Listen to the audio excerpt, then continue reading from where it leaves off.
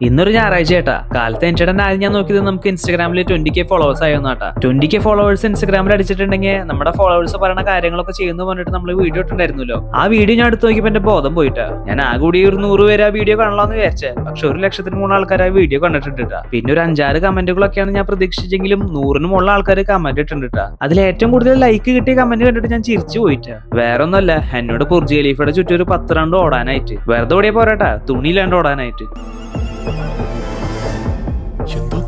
നമ്മുടെ ഫോളോവേഴ്സ് പോളിയാന്ന് ഇപ്പൊ മനസ്സിലായില്ലേ?